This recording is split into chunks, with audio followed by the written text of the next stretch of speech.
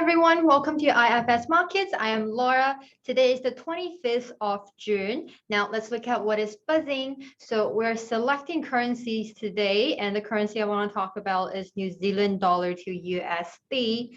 Let's see, going into the sentiment analysis, we can see people are feeling positive towards it, and the subjectivity is 43%, which means people are still being pretty rational.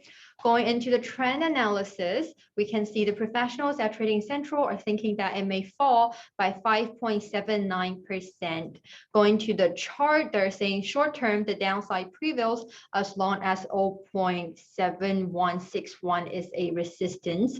Again, this is a daily chart. We can see the current price is way below the 20 days and 50 days moving average, and also right at the bottom of the Bollinger Band. The current RSI is below its neutral area at 50, and the MACD is also below its signal line and negative. So basically, all of the configuration is showing that it may fall. Moreover, the price is trading, yes, below 20 days and 50 days moving average. Below is a series of supports and resistances.